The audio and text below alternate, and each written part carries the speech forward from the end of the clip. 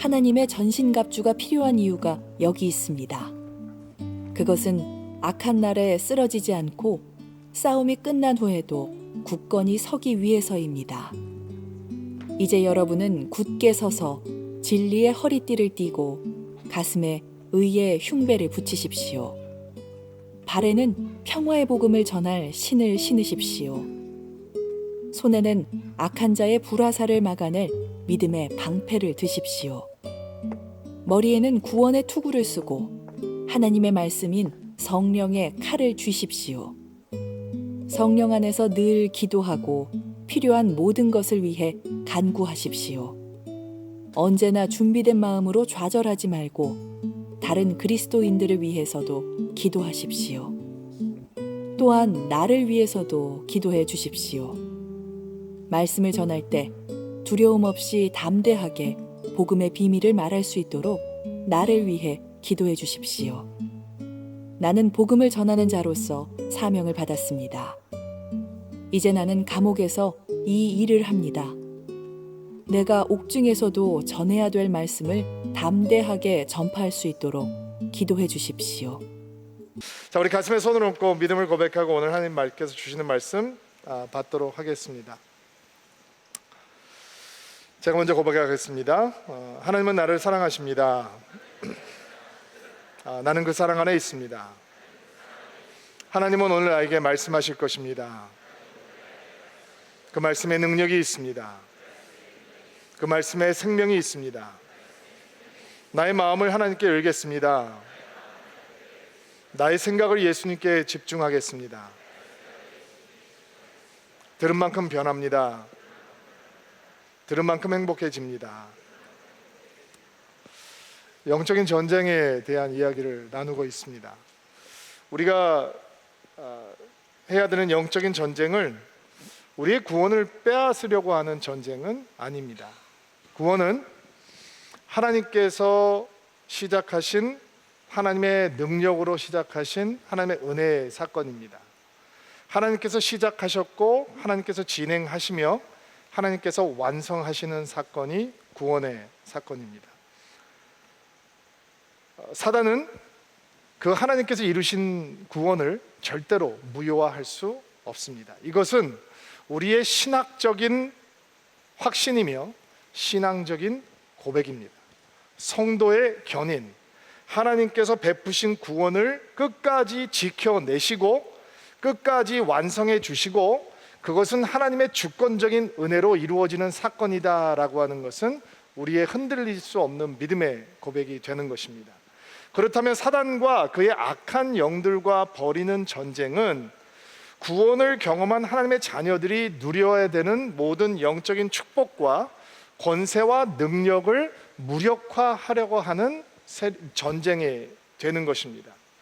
즉 우리가 사랑하는 하나님과 친밀한 관계를 누릴 수 없도록 방해하고 또 구원받은 성도들이 마땅히 누려야 하는 기쁨과 희락, 능력과 권세, 감동, 감격 이런 것 대신 싸구려 쾌락에 집착하게 만들고 믿음의 사람이라면 당연히 가져야 될 믿음의 능력과 권세와 기름 부으심을 경험하지 못하게 하고 믿음의 사람이라면 당연히 가져야 될 그리고 당연히 참여할 수 있는 그리스도의 영광에 참여하는 특권을 누리지 못하게 하고 또 날마다 성령 충만함으로 승리의 노래를 부르는 대신 낙심하고 좌절하고 타협하고 패배하는 삶을 살게 하는 것이 사단의 전략입니다.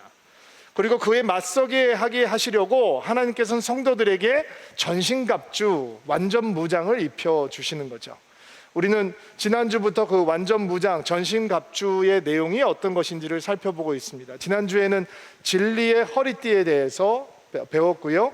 오늘은 의의 흉배에 대해서 생각을 해보는 시간을 갖도록 하겠습니다. 사단의 공격에 맞서는 두 번째 하나님의 전신갑주는 의, righteousness입니다. 사도 바울이 성도가 입어야 되는 전신갑주를 의의 흉배라고 부르고 있는데 흉배라고 하면 브레스트플레이트죠. 이 가슴을 보호하는 보호막이 되는 거예요. 흉배는 생명과 가장 긴밀한 관계가 있는 심장 같은 장기를 보호해주는 기능을 하는 것이죠. 칼과 창과 화살이 뚫고 들어오지 못하도록, 즉 성도들의 영적인 생명력을 보호하는 흉배의 기능을 하는 것이 있는데 그것이 무엇이냐? 의라는 것이다 라고 설명을 하고 있습니다. 그렇다면 어떤 공격으로부터 우리를 보호해 주는 것인가?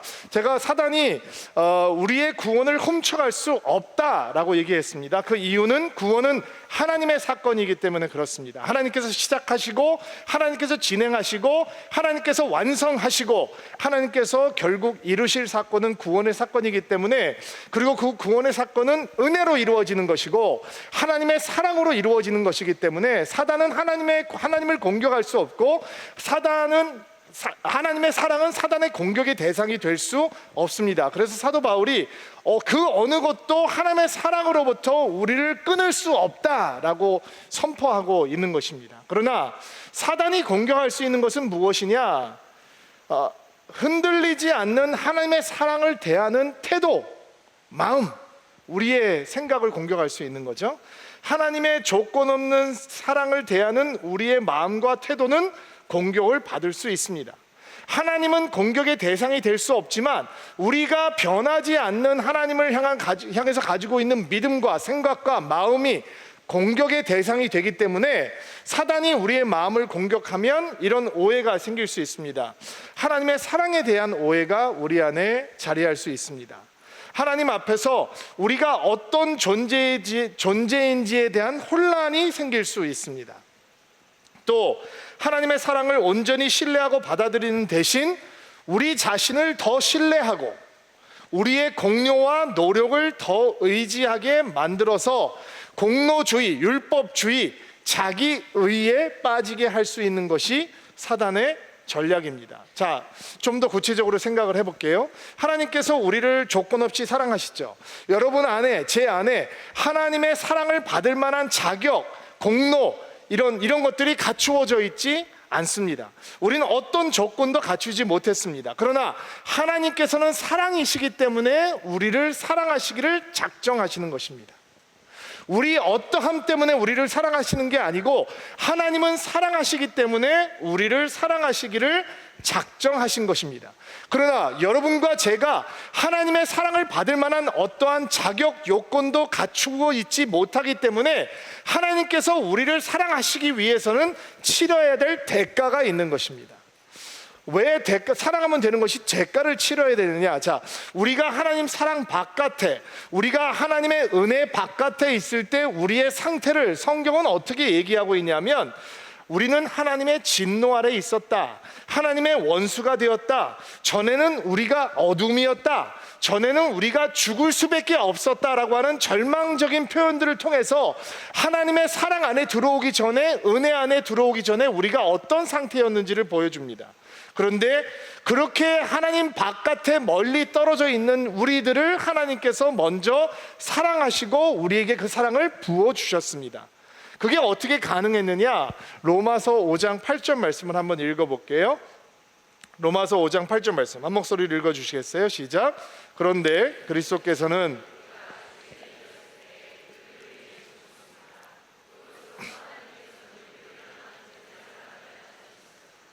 자, 우리가 어떤 자격 요건을 가지고 있고 자격이 있어서 조건을 충족했기 때문에 하나님께서 우리를 사랑해 주신 것이 아니라, 우리가 여전히 죄인이었을 때, 은혜 바깥에 있었을 때, 하나님과 원수가 되었을 때 어떻게 우리를 사랑해 주셨다고요? 예수 그리스도께서 우리를 위해서 죽어주심으로 하나님께서 우리를 사랑하셨다라고 하는 확실한 증거를 보여주셨다라는 거예요. 자, 우리가 진노 아래 있었다, 영적으로 죽은 존재였다, 우리가 어둠이었다, 우리가 하나님과 원수된 사이였다. 그러나 그런 사람들을 사랑하기 위해서 하나님께서 대가를 지불하시는데 그 대가가 무엇이냐? 바로 하나님의 아들 된 예수 그리스도께서, 무죄하신 그분께서 죄가 있는 우리들을 위해서 죽어주셨다라는 것이죠. 하나님의 사랑이 임하는 것은 우리의 공로와 상관이 없고 그리스도의 죽으심과 관계가 있다라는 거예요. 그렇다면 왜 예수께서 우리를 위해서 죽으심으로 하나님의 사랑을 완성하시느냐? 우리 안에 있는 부패함 때문이에요. 우리 안에 있는 죄악상 때문이죠. 영적으로 파산된 부패한 사람들이었기 때문에 사도 바울이 로마서 7장에서 고백하는 것처럼 우리의 육신 안에는 어떤 선한 것도 존재하지 않기 때문에 우리의 영적인 분패함, 전적으로 부패하고 타락한 인간들을 사랑하기 위해서 하나님 대신 예수님께서 피 흘려서 대가를 지불하시고 하나님의 사랑이 우리 안으로 흘러 들어올 수 있도록 길을 마련해 놓으셨다라는 것입니다. 사실은 하나님을 만나는 첫 번째 단계는 이렇게 우리가 부패한 존재이고 하나님의 사랑을 하나님께서 부어주시지 않으면 받을 수 있는 능력이 없는 존재이다라고 하는 것을 인정하는 것입니다. 여러분 중에서 학교 다니실 때 굉장히 모범생으로 사셨던 분들이 있죠. 직장 생활하면서 성실함에 있어서는 둘째가라면 서러운 분들 계시죠. 직장 생활을 하면서도 또 가정 생활을 하면서도 충성스러움에 대해서는 나는 두 번째가라면 서럽다라고 하는 분들이 있을 거예요. 그런 분들은 우리가 영적으로 완전히 부패한 존재다라고 얘기하면 마음이 불편해지는 거예요. 그리고 이렇게 나눔을 해보면, 이런 성경 공부 같은 거 나눔을 해보면 저는 참 어렸을 때부터 착하게 잘했습니다 이렇게 얘기를 하는 분들이 있거든요. 변변한 죄 한 번도 지어보지 못했습니다. 바로 그게 죄인 거예요. 바로 그 영적인 부패함 때문에 예수께서 십자가로 가셔야 됐다라는 거예요. 하나님 앞에서 내가 선하다라고 생각하는 그 영적인 부패함 때문에 하나님께서 죽으실 수밖에 없었다는 거예요. 그러니까 아직도 헷갈려 하시는 분들이 있어요. 이거 목사님 저렇게 말씀, 진짜 나를 몰라서 그러는 거예요. 성경은 우리에 대해서 매우 명쾌하게 설명을 하고 있습니다. 모든 사람이 죄를 범하였음에 하나님의 의에 이르지 못하였더니, 하나님께서 우리를 사랑하기 위해서 그 죄악과 부패함의 무거운 짐을 우리에게 지우지 않으시고 예수께 지우셨다는 거예요. 고린도후서 5장 21절 말씀을 개역 개정판으로 한번 읽어볼게요. 읽어주세요. 시작. 하나님이 죄를 알지도 못하시는 이를 우리를 대신하여 죄로 삼으신 것은 우리로 하여금 그 안에서 하나님의 의가 되려 하심이라. 자, 예수를 우리를 대신해서 죄로 삼으셨대요. 죄로 삼으셨다는 말은 죄가 되게 하셨다는 거예요. 자, 생각해 보세요. 그분이 우리의 죄가 되어서, 죄의 삭은 뭐예요? 사망이죠. 그분이 우리의 죄가 되셨으니까 우리가 걸어가야 될 사망의 길을 그분께서 걸어가셨고, 그 길은 예수님을 어디까지 인도하는 거예요? 십자가까지 인도하시게 되는 거예요. 그러니까 그 십자가는 내가 달려 죽어야 되는 곳인데 예수께서 우리의 죄가 되셔서, 나의 죄가 되셔서 나 대신 십자가에 달려 죽으셨다라는 거예요. 그렇게 달려 죽으시다 보니까 우리의 죄값이 치러졌으니까 그분의 의가 나의 의가 되었다라고 하는 것이 성경의 메시지인 것입니다. 그래서 우리는 하나님의 사랑을 온전히 누리고 하나님의 사랑으로 하나님과 화해하게 되고 의로운 사람이 되게 되었다라고 성경은 우리에게 가르쳐주고 있는 거죠. 자, 로마서 5장 10절 말씀도 한번 읽어볼게요. 읽어주세요. 시작. 우리가 하나님과 원수 되었을 때에도 그리스도의 죽음을 통해 하나님과 화하게 되었다면 이렇게 화목을 누리고 있는 사람들이 그분의 생명으로 말미암아 구원을 받게 될 것은 더욱 확실합니다. 우리가 하나님의 사랑을 받는 것도, 죄의 문제를 해결하는 것도, 하나님의 원수가 되었던 사이였는데 화해하게 된 것도, 죽음에서 생명으로 옮겨지게 되는 것도 우리의 공로로, 우리의 노력으로 되는 것은 하나도 없고 오직 예수님의 공로로, 예수님의 십자가에서 흘려주신 보혈의 은혜로, 예수님의 죽음의 공로로 우리에게 임해오게 됐다라는 거예요. 그런데 사단이 우리를 이렇게 공격을 하는 거죠. 그렇게 아무것도 하지 않고 어떻게 그 사랑을 받을 수 있느냐? 말도 안 된다. 너 예수의 공로로만 돼. 아니야, 너도 노력을 해야 된다. 너도 할 만큼은 해야 된다 라고 하면서 예수님의 공로와 십자가의 공로와 하나님의 은혜를 하찮게 만들기 시작하는 거예요. 십자가가 이루어졌지만, 십자가의 은혜가 우리에게 섰지만, 우리에게 주어졌지만 그것으로 충분하지 않다. 네가 할 것을 해야 된다라고 하면서 교묘하게 속이기 시작하는 거예요.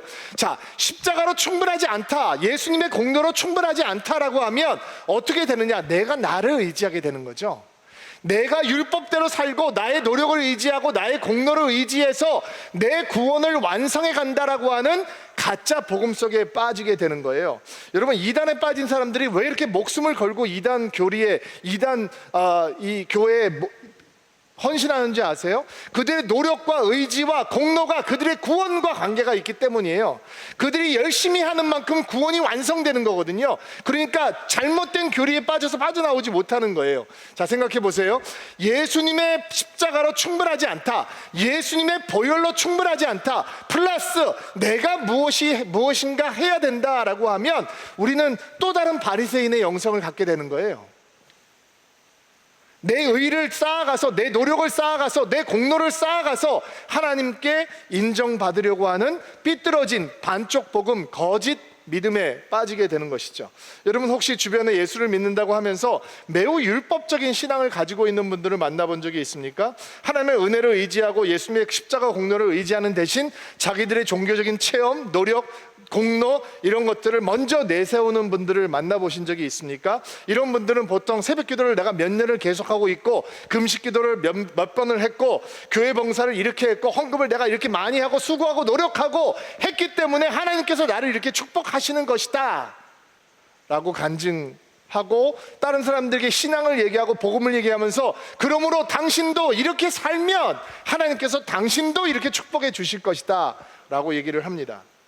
복음의 메시지는 우리가 수고할 필요가 없다라는 것입니다. 아멘으로 받으셔야 되는데, 복음의 메시지는 예수께서 다 하셨다라는 것입니다. 예수께서 십자가에서 죽으시고 모든 것을 다 행하심으로 예수 그리스도의 의가 여러분에게, 우리에게 왔다라고 하는 것이 복음의 메시지, 기쁜 소식인 거예요. 근데 사단이 그것을 어떻게 공격을 하느냐? 비록 우리가 하나님의 자녀가 되었지만 여전히 우리가 죄악의 문제를 붙들고 갈등하면서 예수님을 닮아가는 성화의 여정을 걷고 있는 사람들이기 때문에 사단이 이렇게 우리가 하나님 앞에서 의롭게 되었다라고 하는 것을 우리가 듣고 배우고 알고 확신하는데도 불구하고 아직 여전히 죄의 문제가 해결되지 않았기 때문에 우리 앞에 와서 우리를 책망하고 우리를 비방하고 우리를 고소하고 참소하면서 공격하게 되는 것입니다. 이렇게 속삭이죠. 우리가 죄를 지을 때 이렇게 속삭이는 겁니다.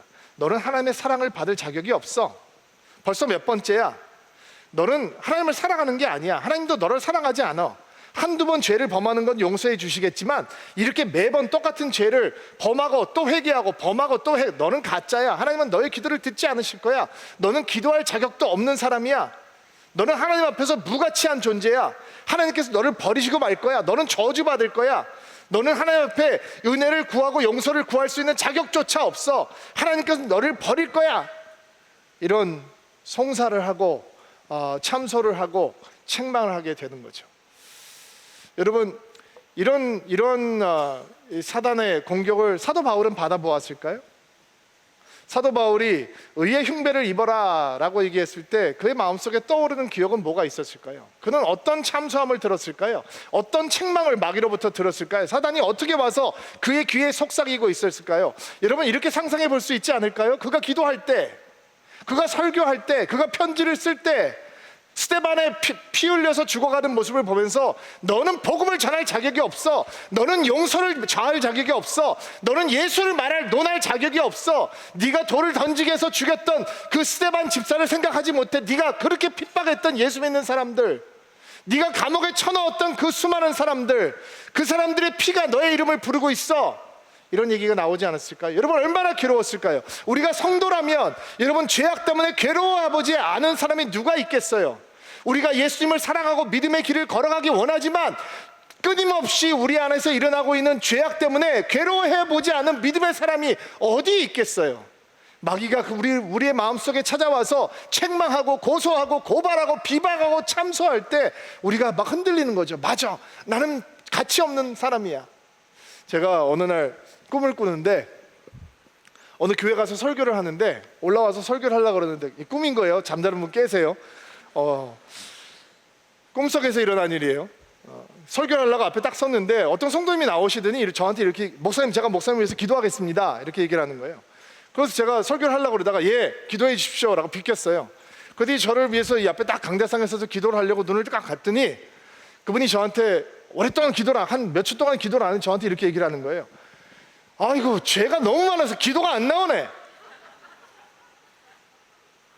그러면서 쑥 들어가 버리는 거예요. 저 설교해야 되는데. 근데 그때 그 교회가 외국인 교회였어요. 제가 외국인 교회 가서 설교를 하는데 별의별 사람들이 다 모여 있는데 그 사람이 이렇게 말하고 쑥 들어가는 거예요. 그리고 저보고 목사님이 설교를 하라는 거예요. 꿈속에서. 정말 당황스럽대요. 여러분 생각해 보세요. 꿈속에서도 사단은 저를 책망하고 비방하고 비난하고 고소하고 고발하고 참소해요. 왜요?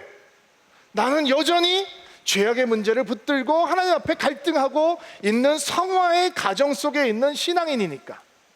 그게 나고 그게 여러분이니까. 꿈속에서도 우리는 고발을 당한단 말이에요. 근데 제가 옆에 서 있다가 당황스럽더라고요. 그게 올라가서 다시 강대상 앞에 서서 이렇게 얘기를 했어요. 예, 저분 말씀이 맞습니다. 제가 죄악이 너무 많은 사람입니다. 그러나 예수님의 은혜 때문에 설교를 합니다. 꿈속에서 이렇게 훌륭한 말을 해요. 제가 꿈속에서 이렇게 생각을 했어요. 이야, 진짜 복음적이다. 꿈속에서도 나를 참소하는 사단을 향해서 나는 복음으로, 나는 내 의로 나를 방어할 수가 없는 거예요. 자, 저처럼 예수님을 처음 만났을 때 너무 극악무도한 삶을 살고 있어서 나는 내가 죄인이다라고 하는 것을 인정하는데 하나도 어려움이 없었던 사람들은 예수님의 의를 붙든다는 게 무슨 말인지 알아요. 그러나 여러분 가운데 진짜 여러분의 입술로 생각으로 하나님은 정말 행복하시지, 나처럼 반듯한 사람이 예수를 믿게 되다니 라고 하는 착각 속에 빠져 있는 사람들은 마귀가 공격을 할 때 내 스스로의 의를 통해서 나를 방어할 수 있다라고 착각할 수도 있어요. 그러나 그것은 정말 위험한 일이에요. 어느 누구도 사단의 공격을 막아낼 수 있는 의를 가지고 있는 사람은 없어요. 여러분, 복음이란 무엇입니까? 은혜란 무엇입니까? 우리가 죄를 지었을 때 용서해 주시는 하나님을 향해서 달려갈 수 있다는 게 은혜잖아요. 그게 약속이잖아요. 이것이 변함없는 진리의 약속이죠. 내가 나의 죄를 책임지는 것이 아니라 예수께서 나의 죄를 책임지셨고 나는 그분을 믿음으로 예수 그리스도의 의가 나에게 전가되고, 하나님께서 나를 보실 때 나를 보시는 것이 아니라 예수님을 통해서 나를 보기 때문에 항상 나는 하나님 앞에서 의로운 존재가 되는 것이다. 그것이 바로 예수께서 우리를 위해서 십자가에서 이루어 주신 놀라운 역사이죠. 마귀가 우리를 송사할 때, 마귀가 우리를 참소할 때 무엇으로 방어하느냐? 그 예수님의 의, 예수님을 믿음으로 주어진 예수님의 righteousness, 의로 우리를 보호하고 방어해야 된다라는 거예요.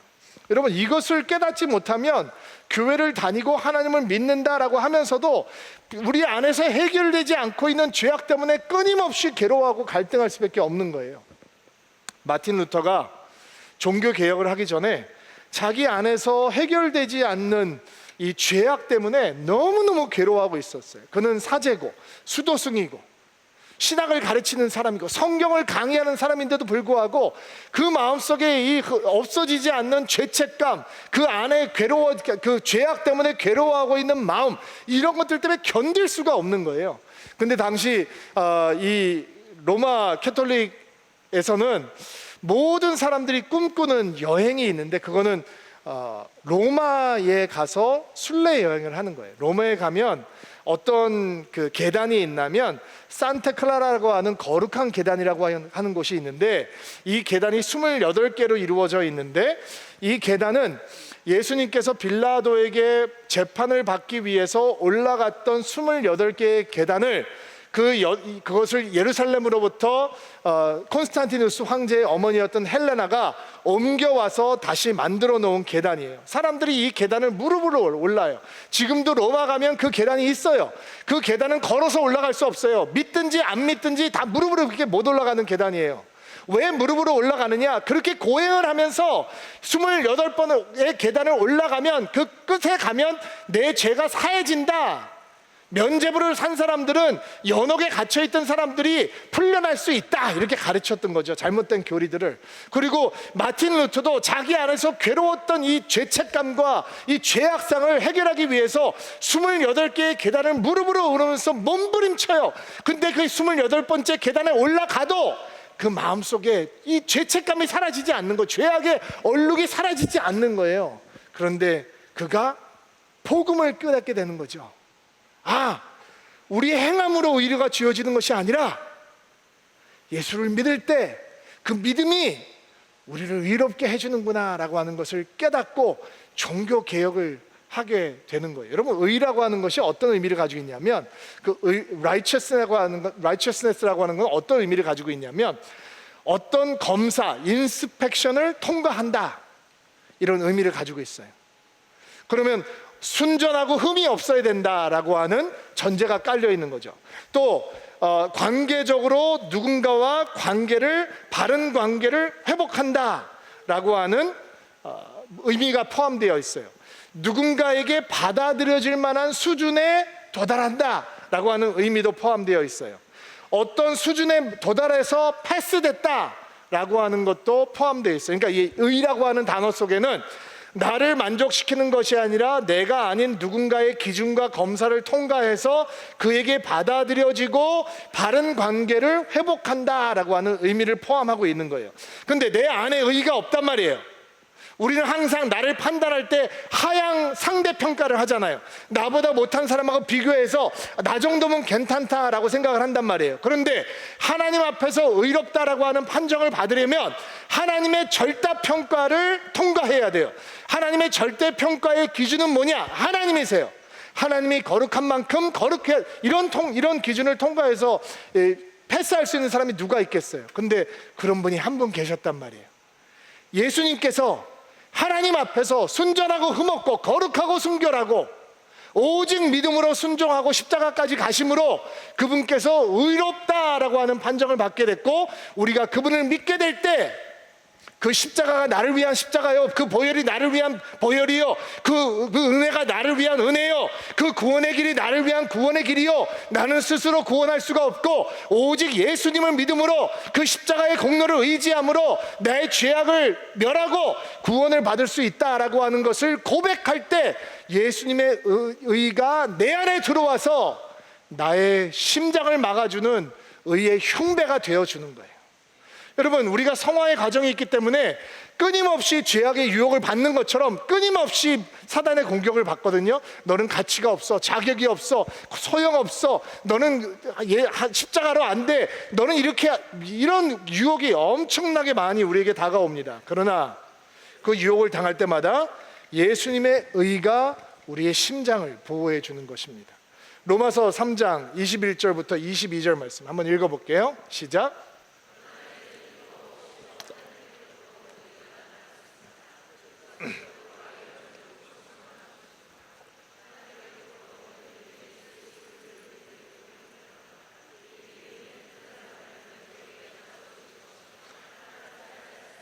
자, 하나님으로부터 오는 의는 예수 그리스도를 믿는 믿음을 통해서 옵니다.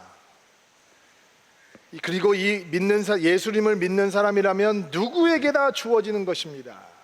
갈라디아서 2장 16절 말씀도 한번 읽어볼게요. 시작. 하지만 우리는 율법을 따른다고 해서 의롭다함을 얻는 것이 아니라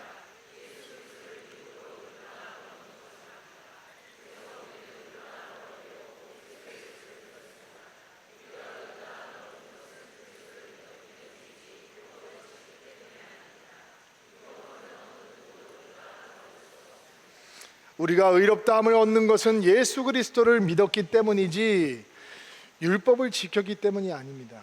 우리가 예수를 믿는 믿음이 우리의 심장을 가려주는 의의 보호막이 되어주는, 의의 흉배가 되어주는 것입니다. 사단이 아무리 우리를 책망하고 고소하고 참소하고 비방할지라도 예수 그리스도를 믿는 믿음으로 우리가 의의 흉배를 입을 수 있기 때문에 우리는 그 공격을 막아낼 수 있는 것입니다. 자, 우리가 하나님 앞에서 우리의 공로로 의롭다함을 받지 않고 예수님의 이름으로 예수님의 의가 우리에게 주어졌기 때문에 하나님께 받아들이는 존재가 되는 것이다. 그러므로 우리의 믿음은 언제나 죄로 끝나지 않고 의로 끝나는 것이고, 우리의 믿음은 패배로 끝나지 않고 예수님의 승리로 끝나는 것이다. 이게 복음이 우리에게 가져다 주는 기쁜 소식이죠. 그런데 이것을 자칫 잘못 이해하면 어떻게 우리가 생각할 수 있냐면, 그러면 내 행동과 의지와 노력과 공로로 의로움을 받는 게 아니라 오직 예수님을 믿음으로 우리가 의롭다함을 받았으니까 그냥 죄를 지어도 그냥 예수님만 믿으면 되는 거구나. 그러면 마치 죄를 마음대로 지을 수 있는 면죄부가 생긴 것처럼 생각할 수 있어요. 그래서 교회 안에 성도들의 삶을 보면 교회 안에서 교회를 떠나지 않고 살았다라고 하는 사람들의 고백 속에서도 세상에 푹 들어가서 살면서 세상 사람들과 똑같이 살면서 자칫 자기에게 예수님의 의를 전가받은 믿음이 있는 것처럼 착각하는 사람이 생길 수 있단 말이에요. 자, 여러분 생각해 보세요. 예수님이 우리의 의가 되셨다라고 하는 얘기는 가장 먼저 우리가 인정해야 되는 것이 이것이라고 말씀을 드렸죠. 내가 나 스스로를 구원할 수 없는 영적으로 철저하게 부패한 존재다. 그러면 하나님께서 나를 구원하실 길이 있는데 그 길은 하나님이 죽는 거예요. 우리의 영적인 부패가, 우리의 죄가 얼마나 심각하냐면 하나님이 십자가를 지고 죽으셔야 되는 거예요. 그게 죄값이에요. 그런데 생각해 보세요. 내가 진짜 그 예수님을 믿는다면 죄를 아무렇게나 생각하지 않고 하찮게 생각하고 대수롭게 생각하지 않고 죄를 마음대로 지면서 예수를 믿는다라고 과연 얘기를 할 수 있을까? 과연 우리는 그런 믿음을 참된 믿음이라고 얘기할 수 있고 참된 회심이라고 얘기할 수 있을까? 하나님께서는 우리를 보고 우리를 사랑하시는데 그 사랑을 받을 수 있는 준비가 안 돼 있잖아요. 죄악당 때문에. 그 죄악상을 해결하기 위해서 하나님의 십자가를 지고 죽으셔야 하는데 막상 그 피의 공로를 입어야 하는 나는 내 죄를 전혀 대수롭게 생각하지 않고 예수를 믿는다라고 고백하면서도 예수를 믿기 전과 똑같이 죄를 하찮게 생각하고 무서워하지 않고 대수롭게 생각하지 않는다. 과연 그 믿음을 진짜 믿음이라고 얘기할 수 있고 진짜 회심이라고 얘기할 수 있는가? 여러분, 성경은 그것을 믿음이라고 얘기하지 않습니다. 성경은 그것을 회심이라고 얘기하지 않습니다. 진정한 회심은 그 위대하신 하나님 사랑 앞에 내가 무너져 내리는 것입니다. 내가 집착하고 있는 것들을 내려놓고 내가 이제 믿음을 길을 가겠다라고 헌신하는 것을 요구하는 것입니다. 맞습니다. 예수를 믿을 때 예수의 의가 우리의 의가 됩니다. 이것은 믿음의 진리입니다. 아멘으로 받아야 하는 것입니다. 그러나 그 순간 우리는 또 다른 거룩한 과제를 만나게 되는 것입니다. 예수님의 의가 우리에게 들어왔기 때문에 이제 예수께서 나를 통해서 사시는 것처럼 의의 열매를 맺는 삶을 살아가야 한다라는 것입니다. 우리가 의의 흉배를 입는다라고 하는 말씀은 하나님 앞에서 의롭다라고 하는 판정을 받은 것처럼 하나님 앞에서 받아들여진 사람처럼 하나님의 인스펙션을 통과한 사람처럼 하나님과의 관계가 회복된 사람처럼 하나님의 의를 선물로 받은 사람처럼 그 의를 드러내는 삶을 살아내야 한다라고 하는 거룩한 도전과 초청이 그 의의 흉배라고 하는 말 속에 포함되어 있는 것입니다. 그런데 마치 예수님의 의가 우리의 의가 되었다라고 하는 말을 잘못 이해하면 마치 내가 예수를 믿기 때문에 마음대로 죄를 지을 수 있는 영적인 방종 속에 빠져들 수 있는 것처럼 예수님의 의가 우리 안에 들어왔기 때문에 우리는 그에 합당한 의의 열매를 맺음으로 의의 흉배를 입어야 합니다라는 말을 잘못 이해하면 또 다른 바리새파, 또 다른 율법주의, 또 다른 공로주의, 또 다른 예수 없는 종교, 여기에 빠질 수가 있는 거죠. 그러면 어떻게 하라는 얘기냐? 여러분, 의의 흉배가 가려주는 가장 중요한 이 몸의 장기가 뭐예요? 생명과 직접 연결되어 있는 심장이잖아요. 심장이 끊어지면 죽는 거니까. 제가 혼자 묵상을 해봐. 어떻게 설명을 하면 이게 율법과 공로주의와 그리고 교훈적인 설교가 되지 않고 복음을 얘기할 수 있을까? 흉배가 보호해야 되는 심장이라고 하는 것은 도대체 무엇을 의미할까? 우리에게 신앙생활에 있어서 영적인 삶에 있어서 심장과 같은 것이 과연 무엇일까? 고민을 해보았어요. 율법사가 예수님을 시험하기 위해서 이런 질문을 던지죠. 예수님, 율법 중에 뭐가 제일 중요한 율법입니까? 613개의 조항이 있죠. 그리고 거기에 수많은 전통들이 붙어 있어서 율법을 지켜야 되는 방법은 굉장히 방대했습니다. 근데 그 중에서 가장 중요한 것이 무엇이냐? 그때 예수님은 주저하지 않고 말씀하십니다. 가장 중요한 계명은 바로 이것이니 너의 하나님을 너의 마음과 뜻과 목숨을 다해서 사랑해야 된다라고 말씀하십니다. 신앙생활의 심장은 무엇이냐? 하나님을 사랑하는 것입니다. 아멘으로 받으시기 바랍니다. 하나님을 사랑하는 것입니다. 가장 중요한 것입니다. 그것을 놓치면 다 놓치는 것이다 라고 예수님께서 말씀하셨어요. 제가 청소년 사역, 대학생 사역을 하면서 아이들이 와서 늘 이렇게 물어봐요. 목사님, 이거 해도 됩니까? 저거 먹어도 됩니까? 저거 마셔도 됩니까? 이런 데 가도 됩니까? 이 질문에는 어떤 의도가 포함되어 있냐? 내가 하나님을 믿으면서, 예수님을 믿으면서도 구원을 놓치지 않고 얼마나 예수님으로부터 멀리 떨어져서 신앙생활을 할 수 있습니까? 라는 질문이 포함되어 있는 거예요. 근데 제가 성인 사역을 하면서도 종종 그런 질문들을 받거든요. 똑같아요. 목사님, 이거 해도 됩니까? 저런 데 가도 됩니까? 이런 거 먹어도 됩니까? 이런 얘기를 잠깐 듣는데 그 어른들의 마음에도 똑같아요. 어떻게 하면 믿음이라는 것을 붙들고, 그러나 최대한 하나님으로부터 멀리 떨어져서 간섭받지 않고 귀찮게 방해받지 않고 신앙생활을 할 수 있는지를 물어보는 거죠. 다 병든 마음입니다. 여러분, 우리는 질문을 바꿔야 합니다. 의의 흉배로 우리의 심장, 하나님을 사랑하는 그 소중한 마음을 지킨다라고 하는 것은 주님을 더 온전히 사랑하기 위해서, 주님께 더 온전히 가까이 가기 위해서 내가 주저하지 않고 버려야 하는 되는 것은 무엇인가 라고 하는 것을 고민해 보아야 합니다. 어떤 어린 소녀가 아직 하나님을 알지 못하는 할머니를 전도하면서 거지를 양자로 입양한 왕의 이야기를 합니다. 일단 제가 영상을 보여드리고 결론을 맺도록 하겠습니다. 할머니, 내가 비디오에서 봤는데 김우중 무슨 일 했어. 비디오 너무 감동해. 그러니까 어떤 거지가 있었어.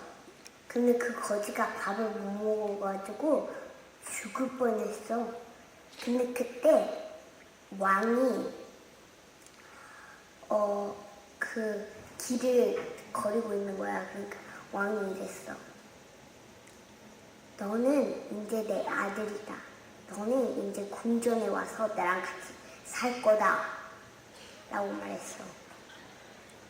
근데 있는 거지.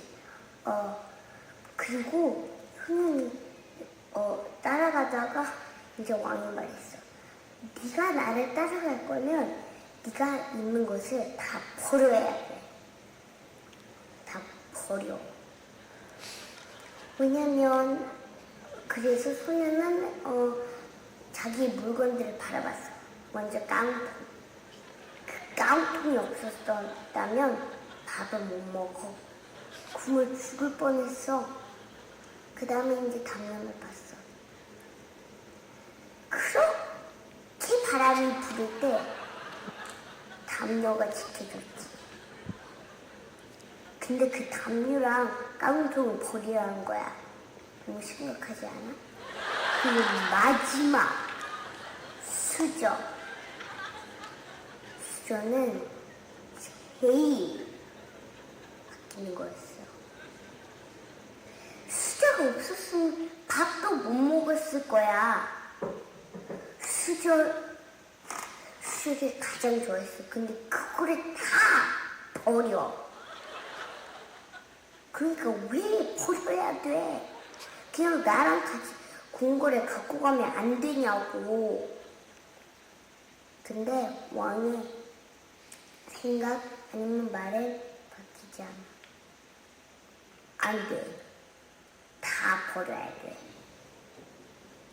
아니면 넌 아직도 거지로 살 거야? 아니면 나랑 같이 와서 궁궐에서 살 거야? 이거 다 버리라니까. 진짜 막 하나님보다 뭐를 더 좋아하면 안 된다고. 하나님이랑 같이 헤이블로 갈 거면 아무것도 들고 갈 수 없어. 깡통 그런 거를 갖고 가면 지금 하나님이 보시기에는 우리는 지금 거지야. 우리는 풀sin 여기 신이 너무 많아. 우리는 지금 거지야. 근데 하나님이 우리를 그렇게 사랑해서 지저스를 보내서 죽었지. 그러니까 3일에 일어났어. 그러니까 요거를 다 버리고 하나님을 믿어 헤블로 가는 거야. 자, 이제 할머니 잘 들었지? 거짓 스토리. 이제 끝이야.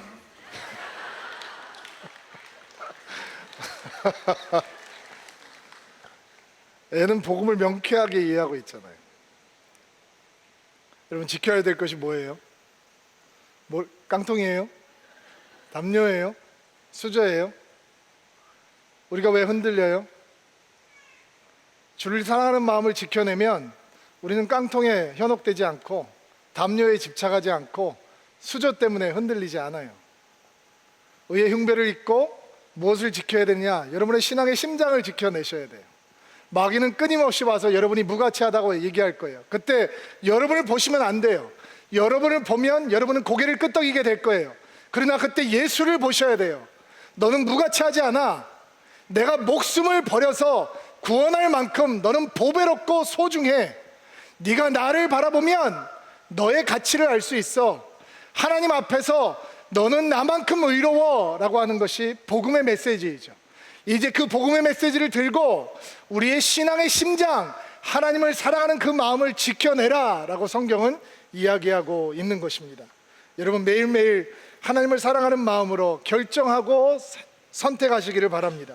예수님을 사랑하는 마음으로 생각하고 판단하시기를 바랍니다. 하나님의 깊은 사랑에 빠져드는 마음을 갖고 행하고 걸어가시기 바랍니다. 예수님의 의로 옷을 입은 성도의 당연한 삶이라고 담대하게 고백하고 겸손하게 행하시기를 바랍니다. 여러분의 믿음으로, 여러분 안에 있는 의의 흉배로 사단의 공격을 막아내는 멋진 드림인들이 되기를 주의 이름으로 축복합니다. 자, 우리 가슴에 손을 얹고 안수하고 기도합시다. 여러분을 축복하겠습니다. 하나님, 우리는 예수님의 의를 의지하지 않고서는 아버지께로 갈 수가 없습니다. 우리는 오직 예수님을 믿음으로 하나님께 의롭다라고 하는 인정을 받았습니다. 감사합니다.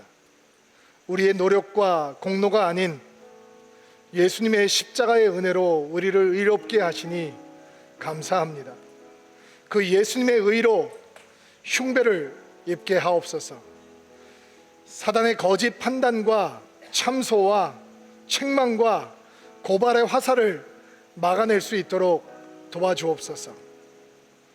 하나님, 그 의의 흉배로 하나님을 사랑하는 심장을 잘 지켜낼 수 있도록 도와주옵소서. 우리의 사랑을 빼앗기지 않게 하옵소서. 오직 예수님을 향한 사랑으로 가득한 마음이 될 수 있도록 은총을 베풀어 주옵소서. 이번 주도 예수님과 함께 동행하며 승리의 노래를 부르는 한 주가 될 수 있도록 주여 능력을 더하여 주옵소서.